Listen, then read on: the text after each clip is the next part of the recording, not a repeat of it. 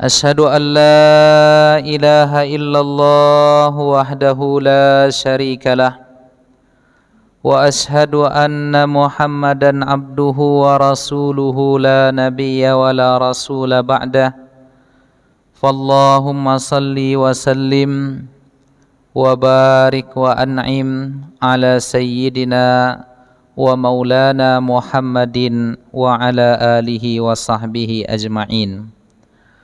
Allahumma inna asbahna fi ni'matin wa afiyatin wa sitrin fa atimma alaina ni'mataka wa afiyataka wa sitraka fid dunya wal akhirah. Allahumma amin. Alim ulama, cerdik pandai, tokoh masyarakat, orang tua kami, ayah bunda, besar tak disebut gelar, kecil tak dihimbau nama, umumnya hadirin hadirat, tamu-tamu Allah, sidang jamaah fardu subuh yang dimuliakan oleh Allah Ta'ala. Alhamdulillahi Rabbil Alamin. Kita bersyukur kepada Allah pada waktu yang penuh berkah di hari yang mulia ini. Allah Ta'ala masih meletakkan kita di tempat yang baik, dalam kondisi dan suasana yang baik, yang mudah-mudahan segala kebaikan-kebaikan yang kita lakukan ini memberatkan timbangan kebaikan kita di akhirat kelak. Amin ya rabbal alamin. Kita harumkan majlis kita ini dengan mengucap salawat dan berkirim salam kepada Nabi kita Muhammad sallallahu alaihi wasallam. Allahumma salli ala sayyidina Muhammad wa ala alihi wa sahbihi ajma'in.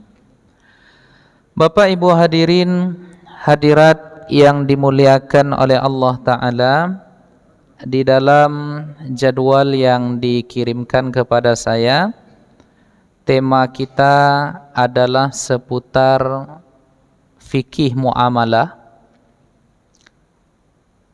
Setelah saya kaji, karena pertemuan kita hanya sekali sebulan, maka kita arahkan kajian kita ini ke tinjauan hadis-hadis hukum yang berkaitan dengan fikih muamalah.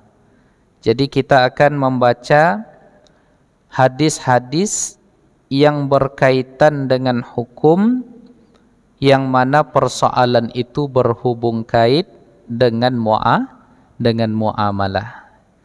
Ya, kalau setahun pengajiannya sekali sebulan berarti sekitar lebih kurang 12 hadis Nabi yang kita ambil dari kitab Bulughul Maram karya Al-Imam Ibnu Hajar Al-Asqalani.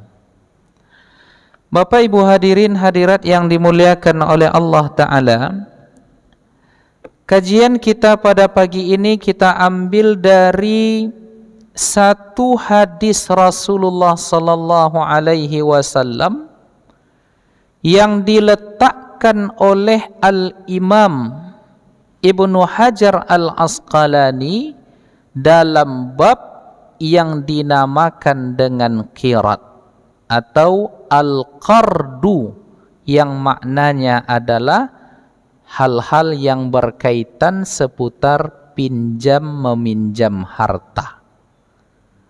May yuqridullaha qardan hasana. Kata-kata al-qardu ini di dalam Al-Quran sudah disinggung atau disebutkan oleh Allah Subhanahu wa Ta'ala. Allah menyatakan may yuqridullaha qardan hasana.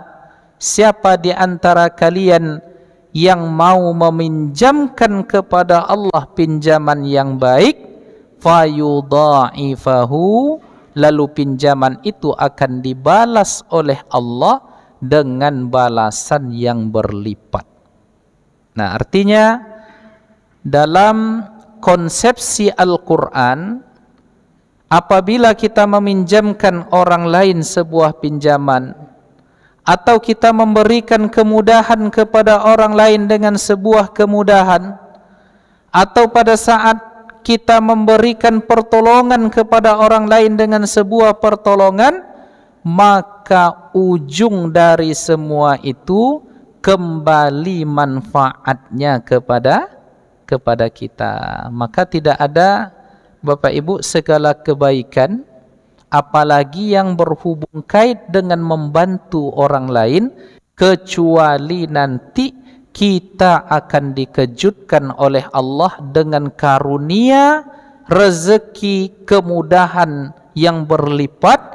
Namun pada saat yang sama, apabila kita memberikan kesukaran kepada orang lain, membuat orang lain merasa sulit dengan apa yang kita lakukan, atau misalnya kita memberikan kezaliman kepadanya, atau ada niat-niat tak baik kepada manusia, pada saat yang sama petaka dan masalahnya akan kembali kepada kita. Jadi konsep hidup tuh rupanya begitu aja, Pak. Ya, kalau kita punya niat baik kepada orang, balik kebaikan itu untuk kita. Kalau kita tolong orang lain, ada saatnya kita ditolong pula oleh Allah nanti. Tapi sebaliknya, ibu-ibu sekalian, kalau kita misalnya menyusahkan orang lain, lalu kita berbuat zalim kepada orang lain, pada ujung-ujungnya Allah Ta'ala juga melekatkan keburukan itu kepada kita. Jadi Bapak Ibu, ya, saya ingin bercerita sedikit sebelum kita masuk ke dalam hadis ini. Ada dulu, ya, ini cerita dari jamaah kita. Si bapak ini dia berangkat umrah, lalu menyetor, lalu terjadilah semacam masalah di biro perjalanan pada waktu itu, ya. Dan ini murni bukan kesalahan dari ustadz yang membimbing jamaah, tetapi ini murni kesalahan biro perjalanan. Lalu karena dia ditunda berangkat, akhirnya apa yang terjadi? Ini bapak jamaah ini marah ke ustadznya, dituduh ustadznya dengan tuduhan macam-macam. Kemudian ustadznya dibilang berbuat zalim, dituduh ustadznya mengambil uang dan lain sebagainya. Lalu pada saat itu ustadz ini mengembalikan uang itu dengan uang pribadinya. Lalu ia berkata, jika saya benar telah berbuat zalim kepada bapak, maka saya akan dihukum oleh Allah. Namun jika bapak menuduh saya berbuat zalim, maka ada hukuman Allah pula untuk bapak nanti. Jadilah konai betul hatinya mungkin kan, karena tertuduh, Pak. Ya, apa yang terjadi setelah itu, Bapak Ibu? Si bapak ini pergi umrah, cuma sampai di sana tak bisa beribadah. Ya, dia berniat ketika tawaf itu mencium Hajar Aswad. Ya, lalu apa yang terjadi ketika mencium Hajar Aswad? Kita tahulah mencium Hajar Aswad itu berebut. Ya, sampai menjelang mencium Hajar Aswad tadi, diambil dia katanya oleh orang-orang hitam itu, dicampakkan ke beberapa meter setelah itu. Akhirnya ya, pinggangnya kena, kakinya kena, tangannya kena, sehingga terbaring selama masa dia umrah itu di hotel, tak bisa ke masjid, tak bisa ke mana-mana. Akhirnya apa, Bapak Ibu? Ternyata tuduhan, ya, dibalas langsung oleh Allah Subhanahu wa taala. Maka hati-hati kita, ya, jika terkait kezaliman yang kita lekatkan kepada orang lain. Nah, rupanya Bapak Ibu yang dimuliakan oleh Allah, hal-hal ini sering terjadi dalam perkara harta. Nah, maka di dalam hadis ini, wa an Abi Hurairah radhiyallahu anhu, hadis ini bersumber dari sahabat Nabi yang bernama Abu Hurairah. Nama lengkap dari Abu Hurairah ini adalah Abdurrahman bin Sakhar. Beliau adalah sahabat Nabi yang selalu intens, selalu lekat, selalu dekat dengan Nabi. Apa sebab? Karena Abu Hurairah radhiyallahu anhu ini adalah satu di antara sahabat yang dari kelas menengah atau kelas sosial bawah. Jadi dia tak punya rumah, Bapak Ibu, sehingga Nabi meletakkan mereka yang tak punya rumah ini di pelataran masjid. Lalu mereka dinamakanlah dengan ahlu suffah, orang-orang yang amat sederhana hidupnya, tinggal bersebelahan dengan Masjid Nabawi, sehingga apa, setiap kali Nabi membuat wirid pengajian di masjid, merekalah yang mendengar hadis-hadis yang datang dari Rasulullah sallallahu alaihi wasallam. Maka jadilah Abdurrahman bin Sakhar atau Abu Hurairah ini menjadi sahabat Nabi yang paling banyak meriwayatkan dari Rasulullah sallallahu alaihi wasallam. Lalu apa yang didengar oleh Abu Hurairah? Qala, ia berkata, Nabi sallallahu alaihi wasallam bersabda, "Man akhaza amwalan nas." Siapa di antara kalian yang mengambil harta orang lain, yuridu ada'aha, motifnya mengambil harta orang lain tadi, atau motifnya memakai harta orang lain tadi dalam rangka ada'aha, ia punya keinginan untuk membayar atau menunaikannya, apa yang akan terjadi kata Nabi? Addallahu anhu, maka Allah akan menunaikannya, Allah akan mengembalikannya, dan Allah akan mempermudahnya. Wa man akhadha, lalu siapa di antara kalian yang kata Nabi mengambil, meminjam, memakai harta orang lain, yuridu itlafaha, tetapi di dalam hati tidak ada niat untuk mengembalikan, tetapi justru memakai untuk tidak dikembalikan, apa yang akan terjadi? Nabi menyebutkan atlafahullah, maka Allah akan memberangusnya. Ya, jadi hadis ini sederhananya Bapak Ibu sekalian, siapa yang mengambil harta orang lain, baik mengambilnya dengan cara yang hak, meminjam lalu dan lain sebagainya, tetapi dia ingin menunaikan kewajibannya, bahwa apa yang ia pinjam ini akan ia kembalikan, maka janji Allah, kata Nabi, orang yang meminjam dengan mental seperti ini dibantu oleh Allah untuk dia melunasi hutangnya. Tetapi apabila ada di antara kalian, kata Nabi, yuridu itlafaha, dia meminjam, memakai harta orang lain, tetapi dia itlafaha, dia berkeinginan untuk tidak mengembalikan, memakai sampai habis, maka orang yang seperti ini, kata Nabi, atlafahullah, Allah juga akan menghancurkannya. Maka hati-hati ya, hadis ini kualitasnya sahih, diriwayatkan oleh Al-Imam Al-Bukhari. Lalu ada beberapa istimbat hukum yang bisa kita ambil dari hadis ini.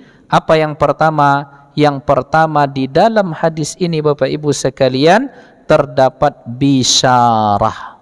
Bisyarah itu adalah semacam kabar gembira, liman lazimahu fi zimmatih, bagi orang yang memiliki tanggung jawab, wa lahu haqqun, dan dia memiliki hak, wa huwa yuridul wafa, dari tanggungan dan hak yang mesti ia tunaikan tadi, yuridul wafa, dia ingin atau punya niat untuk menyelesaikannya, maka kabar gembiranya dari Nabi dan dari Allah adalah addallahu anhu, Allah Ta'ala akan membantunya.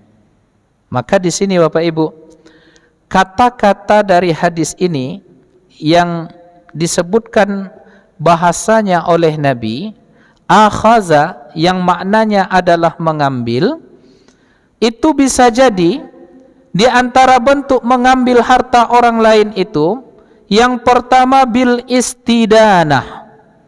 Misalnya dari jalan hutang menghutangi, atau mengambil harta orang lain itu, akhazaha lihibziha, atau dia mengambil harta orang lain itu ketika ia dalam artian dititipkan titipan. Jadi misalnya ada di antara Bapak Ibu akan berangkat safar, ya, perjalanan jauh, pulang kampung atau karena tugas, ya, sekeluarga berangkat, lalu dia menitipkan kepada orang yang terpercaya, ini kunci mobil, ini kunci rumah, ini surat-surat berharga, dan lain sebagainya.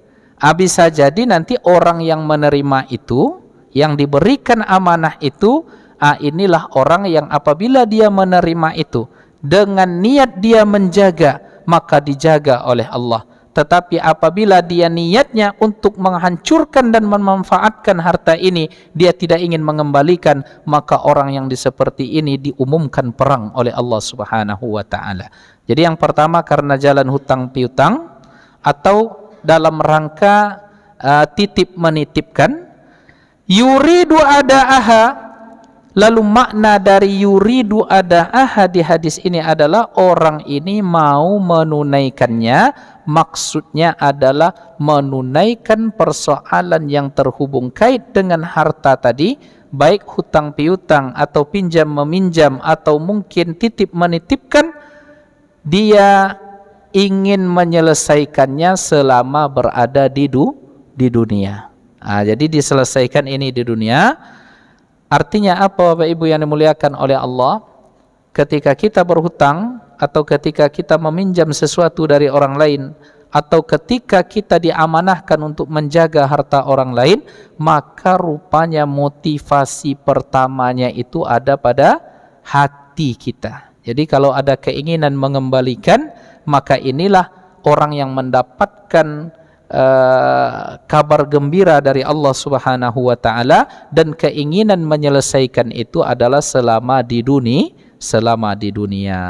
Bapak Ibu hadirin hadirat yang dimuliakan oleh Allah. Lalu apa tafsir ketika Nabi mengatakan addallahu anhu, Allah akan menunaikannya?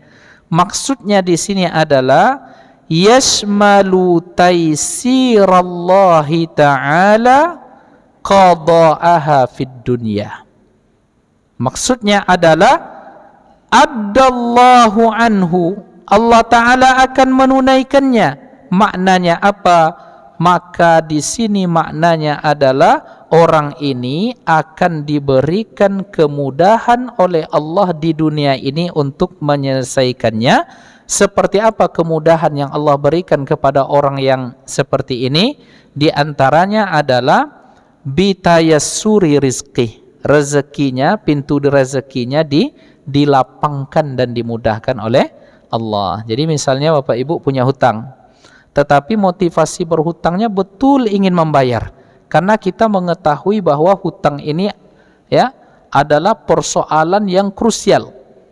Ya, tetapi kita dihadapkan di suatu kondisi di mana kita harus berhutang. Ya, ngambil rumah, ngambil kendaraan. Ada kondisi kita diharuskan untuk, atau mungkin dipaksa untuk berhutang. Nah, kalau motivasinya ingin mengembalikan lillahi ta'ala, karena ini kebutuhan kita, ada orang yang berbaik hati meminjamkan, maka pada saat itu muncul harapan kita, saya akan mengembalikan, maka dimudahkan oleh Allah ia mengembalikannya dengan cara apa? Yang pertama, dengan cara pintu rezekinya dibuka oleh Allah, jalan ia mendapat rezeki itu dilapangkan oleh Allah Subhanahu wa taala. Maka banyak Bapak Ibu saya tengok orang-orang yang dia terpaksa berhutang, lalu dia berhutang, punya niat yang baik dia untuk membayar, apa yang terjadi? Ia dikejutkan oleh Allah dengan kejutan-kejutan karunia yang jika ditimbang dengan pikiran dan akal rasanya sulit, tetapi selesai juga. Pernah enggak Bapak Ibu punya pengalaman seperti itu? Kalau dihitung-hitung, ada salah seorang profesor, Ya, guru kami di UIN itu kalau dihitung-hitung nih semuanya katanya saya terpaksa berhutang dulu. Tapi ketika membayarnya kalau ditengok-tengok dari gaji kok enggak nyambung rasanya. Tetapi terbayar. Ada enggak begitu selama ini hidup Bapak Ibu? Ya, rasa-rasanya kalau dihitung-hitung ini enggak masuk akal, ya, karena sekian cuma. Tetapi kenapa bisa selesai? Ternyata ada kejutan-kejutan dari Allah, karunia yang tidak kita sangka-sangka. Disebabkan apa? Karena kita punya keinginan untuk membayarnya. Maka di antara cara Allah menyelesaikannya adalah bitayassuri rizqihi fid dunya. Allah Ta'ala nanti akan melapangkan kondisi hidupnya di dunia. Atau bisa jadi yang kedua, kata Syekh Nuruddin Itir di dalam kitab ini, kemudahan yang Allah berikan kepadanya berupa ada anhu fil akhirah, di akhirat nanti. Jadi mati dia misalnya dalam keadaan berhutang, lalu ternyata dia punya niat untuk membayar, belum selesai lagi rupanya Allah memanggil, meninggal dalam keadaan berhutang. Di antara cara kemudahan yang Allah berikan kepadanya di akhirat setelah ia meninggal nanti adalah bi irdai khasimihi wa gharimihi. Allah jadikan, Allah gerakkan hati tempat orang yang berhutang tadi untuk merelakan hutangnya itu di akhirat nanti Bapak Ibu. Jadi misalnya saya berhutang ya ke Pak Haji, ya, tinggal lagi 100 juta. Rupanya innalillahi wa inna ilaihi raji'un. Tetapi sebelumnya kita sudah mengangsur, ya. Maka nanti di antara kemudahan yang Allah berikan kepada orang yang berniat baik ini tadi, nanti di akhirat Pak Haji Abridar ini tak lagi meminta itu kepada saya, ya. Jadi di akhirat nanti dibuat ridha dia, dibuat di akhirat nanti perkara harta ini tak jadi masalah lagi, ya. Di mana di mana Allah sudah membuat hambanya ini, misalnya Pak Haji, bahwa dia sudah ridha, dia sudah tidak mempermasalahkan, sehingga tidak ada sangkut paut yang 100 juta ini lagi di akhirat. Jadi mudah saja bagi Allah Bapak Ibu yang dimuliakan oleh Allah Ta'ala. Bisa saja. Kenapa? Karena hati manusia ini dalam genggaman Allah Ta'ala, seperti apapun Allah membolak-balikkannya, itu sangat mudah bagi Allah. Sekarang kita cinta bisa berubah jadi benci, atau benci bisa berubah dalam sekian jam, dalam sekian detik itu bisa berubah. Kenapa? Karena kalbu kita ini ada dalam genggaman Allah. Maka di antara cara Allah nanti untuk memberikan kemudahan kepada orang yang berhutang dia, namun dia wafat terlebih dahulu sebelum ia melunasinya, Allah Ta'ala memberikan kerelaan, ditanamkan, diletakkan kerelaan itu di hati orang yang berpiutang tadi, sehingga ia memaafkan, sehingga dia merelakan. Mudah bagi Allah Subhanahu wa Ta'ala. Maka Bapak Ibu, itu pelajaran pertama yang dijelaskan di dalam hadis yang kita bahas ini. Jadi itu yang pertama. Lalu yang kedua, Bapak Ibu yang dimuliakan oleh Allah, setelah tadi yang pertama, ada kabar gembira dari hadis ini bahwa Allah akan membantu setiap orang yang mengambil harta orang lain, baik dengan cara mungkin dia berhutang, atau ketika dia diamanahi untuk menjaga harta seseorang.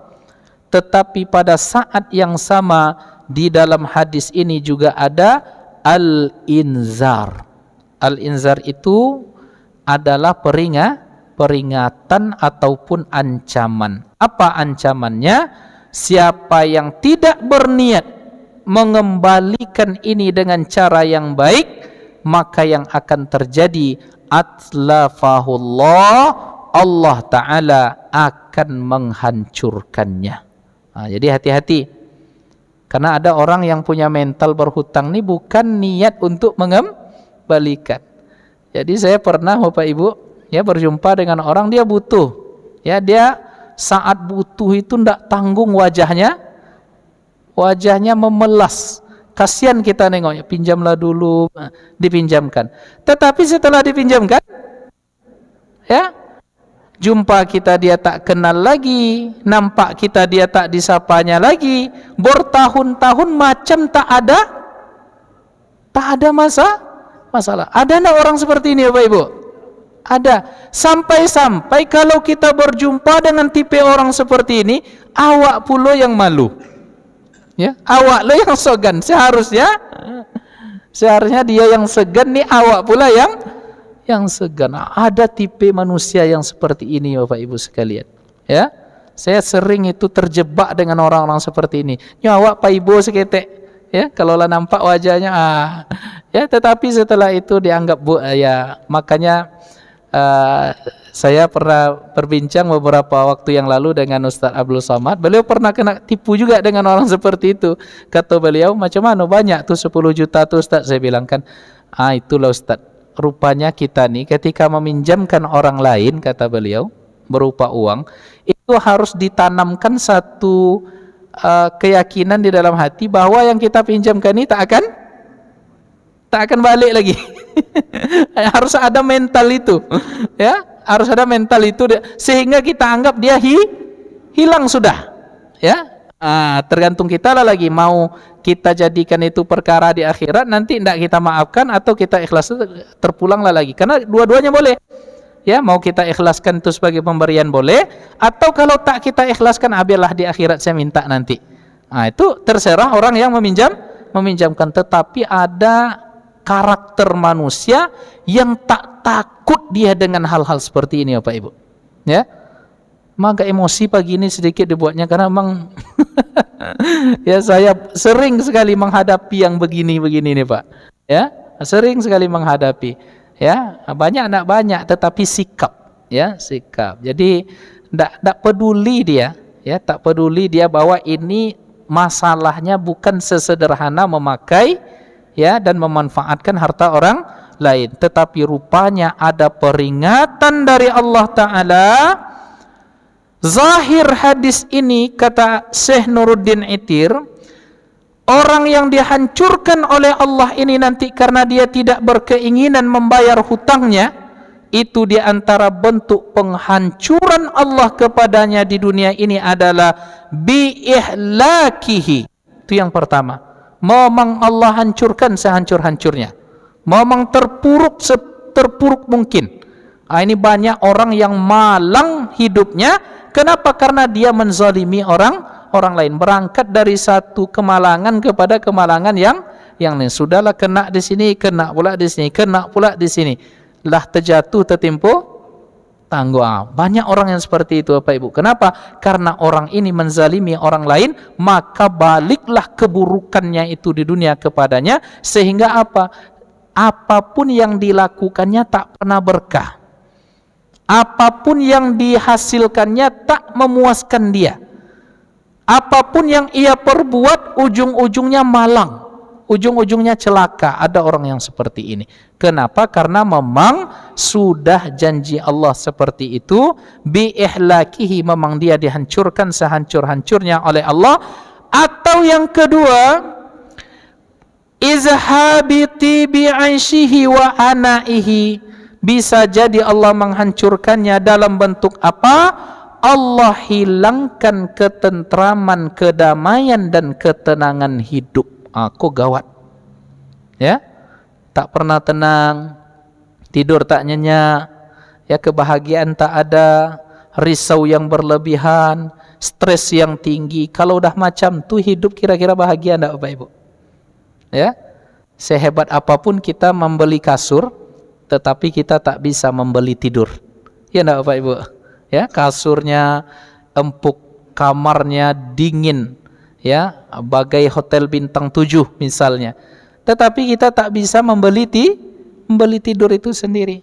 Seperti apapun perangkat kebahagiaan yang kita buat, ketika Allah sudah cabut kebahagiaan itu, tak ada ketenangan sama sekali. Makanya dulu, mengapa kita mungkin heran, ada orang kaya di Indonesia ini bos Hyundai. Itu kekayaan luar biasa, rumah luar biasa, kendaraan, tetapi ujungnya mati loncat dari lantai 17 apartemennya. Rupanya di meja kerjanya tertulis sebelum dia meloncat mati itu, Pak Ibu. Apa katanya? Saya tidak bahagia. La ilaha illallah. Ya, jangan sampai ketenangan itu diambil oleh Allah. Ya, kenapa? Karena rupanya surga secara ruhani itu adalah ketenangan, dan surga secara zahir itu nanti juga adalah ketenangan, sehingga dipanggil oleh Allah, wallahu yad'u ila daris salam. Allah memanggil, Allah menanti kalian, Allah menyambut kalian ila daris salam, kepada kampung yang penuh dengan kedamaian dan ketentraman. Nah, kalau sudah damai, ketenangan, ketentraman ini dicabut oleh Allah, berarti kita sudah merasakan neraka sebelum neraka. Makanya kece orang awak, Pak Ibu, hidup itu simpel. Kok makan batambuh, kok lalok bakaruh. Yang cik tu tidak usah lah Pak Sabil. Ya, simple saja. Ya, ada yang membahasakannya seperti itu. Tidur tentram, ya, makan apapun lah lauknya, nikmat. Dan bahkan Bapak Ibu yang dimuliakan oleh Allah, konsepnya lebih sederhana lagi daripada itu. Kata Nabi, siapa yang pagi hari itu dalam keadaan sehat dia, ada yang dia makan untuk sehari itu, berarti dia sudah memiliki dunia dan segala isinya. Cuma masalahnya awak tak bahagia tu karena standar kita tinggi. Ini yang payah nih Bapak Ibu. Jadi saya dulu pernah berdakwah ke Australia 2019. Itu jumpa dengan salah seorang warga Indonesia yang sudah menjadi warga negara Australia. Dia sudah pindah ke warga negaraan. Dia lari ke Australia itu dulu zaman perang PRRI karena dia dituduh pemberontak. Lari ke Australia. Dan dia ternyata Bapak Ibu jadi orang kaya di sana, punya segalanya. Tetapi saya tengok mobilnya sederhana. Saya tanya, Pak, Bapak orang kaya tapi mobilnya kalau di sini sekelas Avanza lah barangkali, Pak. Ya, saya tanya, kenapa Bapak seperti ini? Ya, padahal Bapak bisa beli Mercy, apa yang tinggi-tinggi itu, saya tak hafal pula.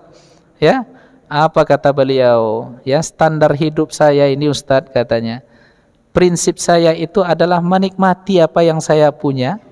Ya, sehingga kalau saya sudah mendapatkan itu, saya tak butuh lagi kepada sesuatu yang tak diperlukan. Ya, kalau saya sudah berteduh dibuat mobil ini, ya, tak, kalau hujan tak kehujanan, panas tak kepanasan, kebutuhan saya sampai di sini, ya sudah. Karena kebutuhannya sampai di situ, dia tidak meninggikan standarnya, akhirnya dia bahagia. Ya, kok awak kan banyak gaya masalahnya Pak Ibu. Ya, ndak tolok dia awak ada, tapi dipaksakan juga. Ini kan kita sudah melampaui standar kebutuhan ini yang tidak boleh. Nah, Bapak Ibu hadirin hadirat yang dimuliakan oleh Allah Subhanahu wa taala, maka bisa jadi orang ini nanti kalau dia punya motivasi dengan manusia, ya, ketika dia meminjam tadi tak ada keinginan dan i'tikad baik, di antara cara Allah membuat ia tak beruntung adalah Allah sempitkan rezekinya, lalu Allah Ta'ala cabut kebahagiaan dan ketentraman batinnya, atau dalam hal lain tadyiqu umurihi, Allah Ta'ala mempersempit jalan hidupnya. Jadi segala perkaranya sempit, ya, semua persoalannya itu tak membuat dia tenang. Itu di dunia Allah persiapkan. Lalu apa setelah itu?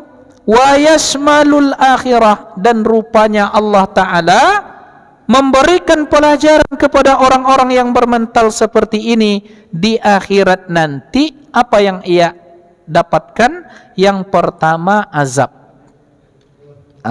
Ini Pak Ibu, ternyata hubungan dengan manusia yang tak selesai ini berujung nanti kepada azab. Nah, turunan azab ini seperti apa? wa taslitu ramaihi ala hasanatihi ya'khuzunaha. Allah berikan orang yang tempat dia berhutang tadi atau orang yang berhutang tadi, Allah berikan dia hak istimewa untuk mengambil segala kebaikan yang pernah dilakukan oleh yang berhutang ini. Itu kan luar biasa itu di akhirat itu nanti masalah yang akan dihadapi. Ya, oke kalau punya kebaikan. Kalau orang ini tak punya kebaikan seperti apa?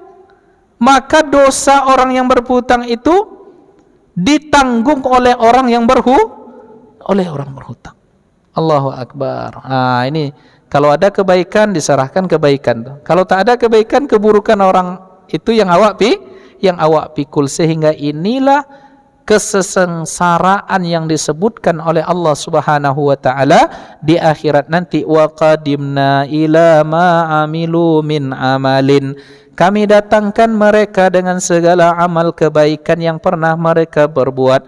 Faja'alnahu haba'an mansura. Tetapi pada ujungnya amal kebaikan mereka ini kami jadikan bagaikan debu yang berterbangan, tak ada nilainya. Maka ingat-ingat lagi Bapak Ibu, barangkali dulu pernah kita berhutang, ya lupa kita, minta tolong kepada Allah, ya Allah tunjukkan ke siapa dulu rasanya pernah berhutang.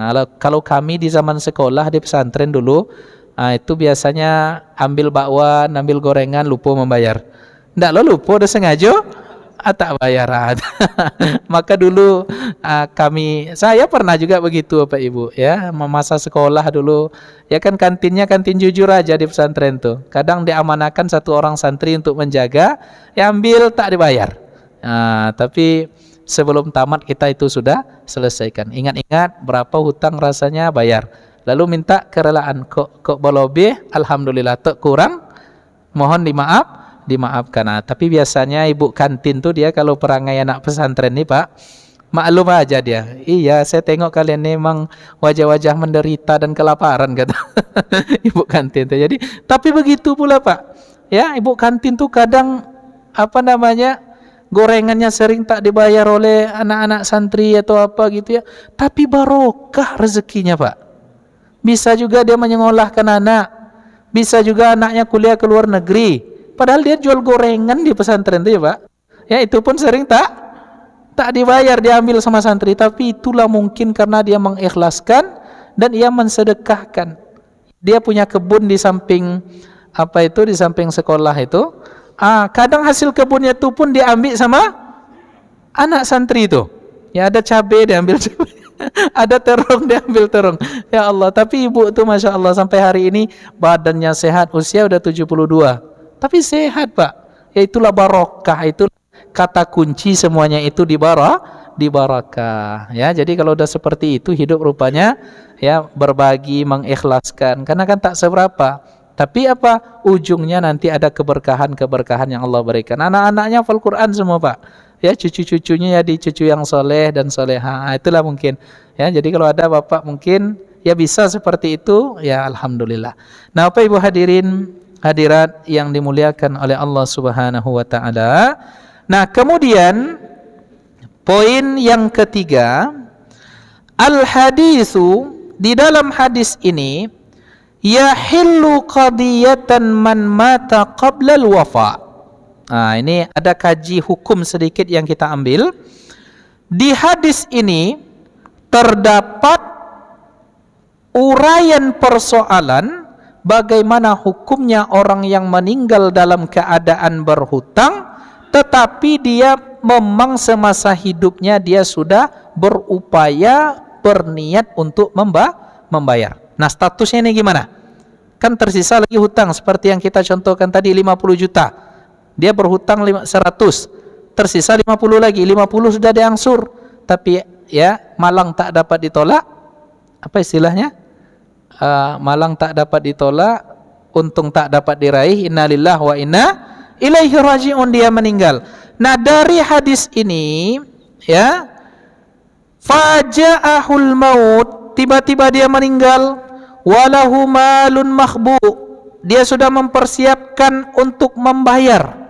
Dia sudah mempersiapkan harta untuk dibayarkan, atau dia sudah punya keinginan fid dunia, di dunia untuk menyelesaikan itu, hanya saja tak mampu, lalu tak bisa ia selesaikan itu, maka apa yang akan terjadi? La iqaba alaih, maka orang seperti ini tidak ada iqab dari Allah Subhanahu wa taala. Ya, tak ada lagi tak dihukum dia oleh Allah di akhirat. Kenapa? Karena dia sudah punya ikhtiar dan sebelumnya punya motivasi untuk membayar. Maka karena niatnya ini pula disebutkan di dalam hadis Maimunah, maka persoalan-persoalan hubung kait di akhirat nanti tak ada urusannya dengan dia. Tetapi Bapak Ibu sekalian, ya ini tetap berpindah kewajiban membayarnya ini kepada orang yang ahli waris, tetap secara hukum tetap dibayar. Tapi yang pada orangnya itu sendiri ketika dia sudah meninggal dan dia sudah nampaknya tikat baik dan dia sudah berikhtiar, namun Allah mentakdirkan dia meninggal, maka orang yang meninggal ini tak ada sangkut paut lagi nanti di akhirat. Nah, jadi ini ya aspek hukum yang disebutkan oleh Syekh Nuruddin Itir dari pemahaman hadis ini. Lalu yang terakhir Bapak Ibu sekalian, hadis ini dikatakan oleh Syekh Nuruddin, ahammiyatu sya'nin niyah, betapa pentingnya perkara niat.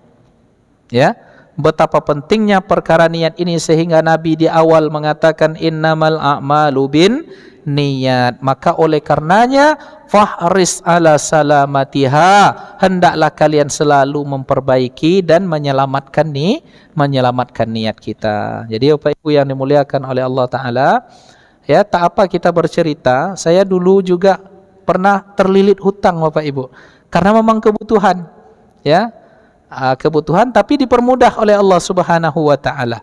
Jadi dulu ceritanya, ya istri dari Sumbar, awak dari sini, pulang lebaran anak lahirlah payah, aku pakai motor nak mungkin. Ya akhirnya mencoba ke beberapa kawan-kawan, ada salah seorang ya kawan mengatakan, ambillah dulu mobil, ini uangnya, saya tak bisa bayar ya per bulannya Pak, saya paling Ustadz jalanilah dulu katanya. Tetapi karena kita punya niat membayar Pak, 6 bulan selesai. Ya ada saja datang yang kalau kita pikirkan ini dari mana datangnya?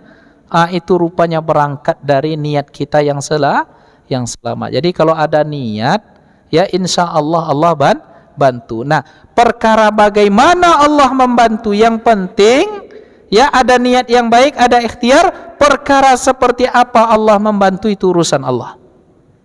Yakin itu Bapak Ibu? Ya Bu ya, ada ibu-ibu juga jamaah kita butuh uang sekolah untuk anaknya, pusing Bapak Ibu, ya anak ini pintar tapi tak ada uang untuk sekolah, ya dilapornya ke saya waktu itu, tenang, ya dia cuma jual gorengan janda, ya jual gorengan setiap hari. Akhirnya apa? Ya tak usah pinjam meminjam dulu, ya kita usahakan dengan izin Allah Ta'ala. Ya kita masukkan ke pesantren yang gratis di bawah yayasan yang sedang kita bangun. Akhirnya bisa Pak. Jadi rupanya cara Allah memudahkan itu banyak. Jadi jangan risaukan bagaimana cara Allah membantu kita, karena dunia ini milik Allah. Ya walillahi mulkus samawati wal ard, walillahi khazaizus samawati wal ard. Allah yang punya perbendaharaan langit dan bumi ini. Mudah bagi Allah ketika Allah sudah memberikan kebaikan kepada kita, berangkat dari keinginan dan niat kita. Itulah Bapak Ibu kaji kita yang 4 poin penting yang bisa kita sampaikan, dan jika ada pertanyaan kami persilahkan kepada Bapak. Ya.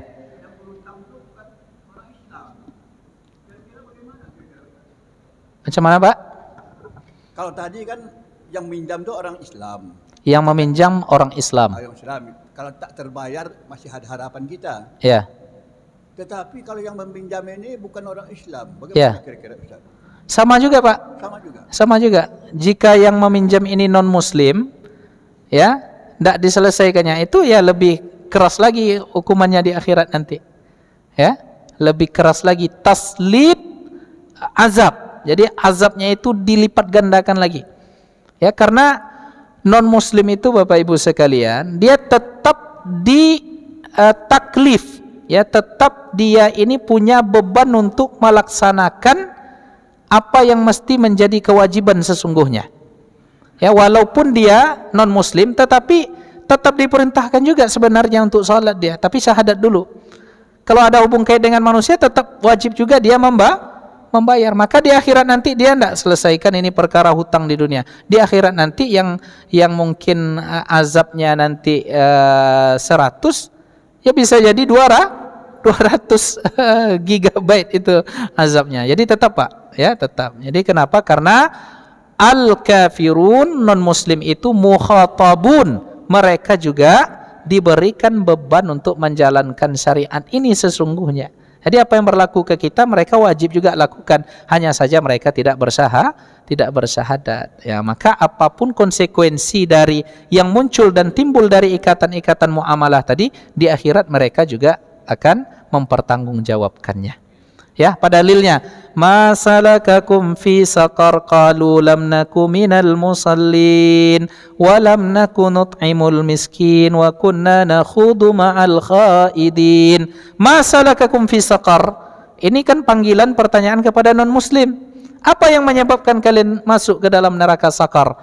Apa alasannya mereka masuk itu? Lam naku minal musallin, kami ini tidak salat. Berarti kan salat disuruh mereka, cuma mereka tak. Lam naku minal musallin, lalu kami juga tidak memberikan makan kepada orang-orang miskin. Artinya pada aspek sosial mereka juga tidak peduli. Maka akhirnya neraka sakar lah untuk mereka. Demikian Bapak Ibu, ya, kaji kita. Silakan.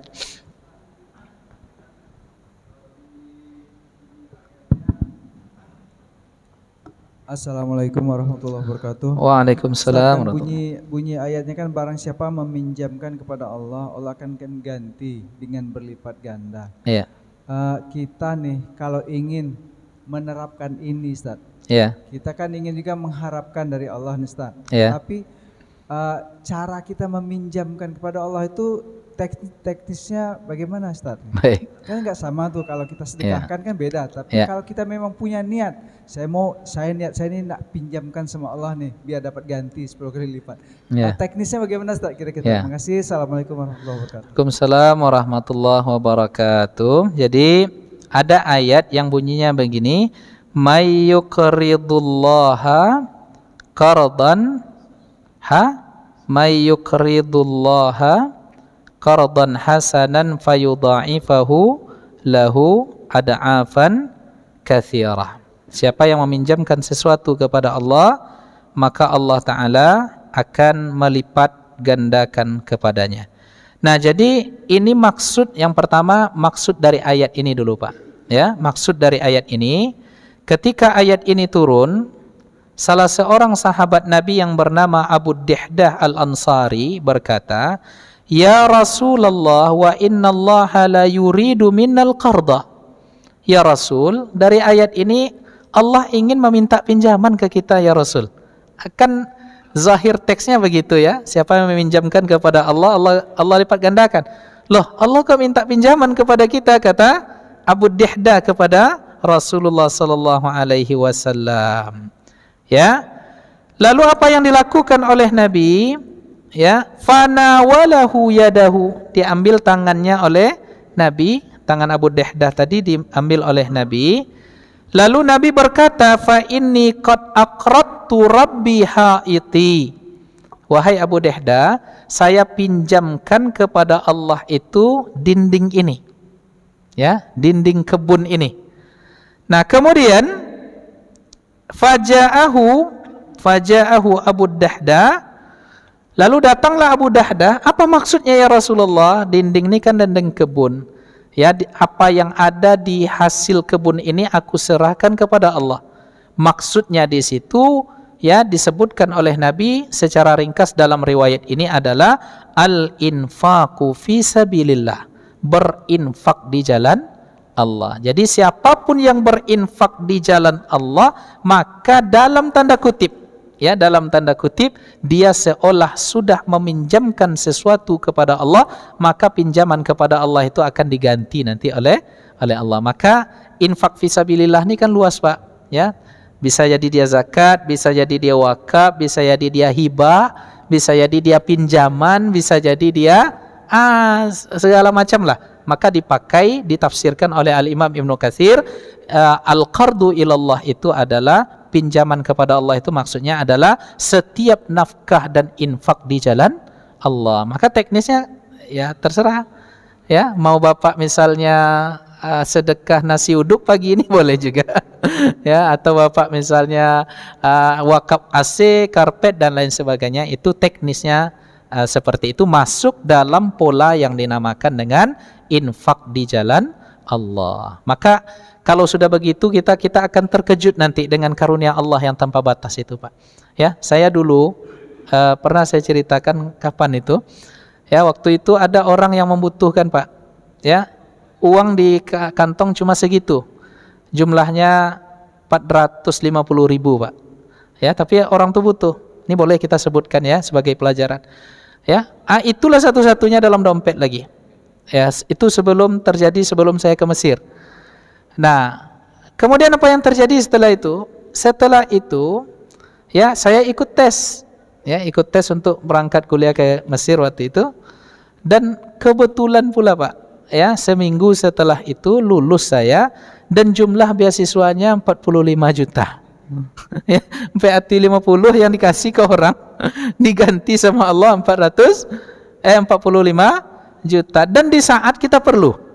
Coba tengok. Jadi saya memang tidak sia-sia Allah Ta'ala nih kalau kita sudah meminjamkannya dengan cara yang seperti tadi itu. Ya, kasihlah dulu. Tetapi itu tadi ya, ketika kita membantu meminjamkan orang tuh harus siap mental. Kadang dia perangai orang nih ke kita bukan balasan Allah Pak. Perangai orang ke kita tuh menyakiti hati kadang gitu ya. Tapi kalau balasan Allah kita tak akan ragu. Ya, demikian Bapak Ibu yang dimuliakan oleh Allah Subhanahu wa taala. Kita tutup kajian kita ini dengan sama-sama membaca doa kafaratul majlis. Subhanakallahumma wa bihamdika asyhadu an la ilaha illa anta astaghfiruka wa atubu ilaik. Banyak maaf atas segala kehilafan dan kesalahan. Saya mohon izin langsung berangkat balik untuk mengantar anak sekolah ya. Demikian wabillahi taufik wal hidayah. Assalamualaikum warahmatullahi wabarakatuh.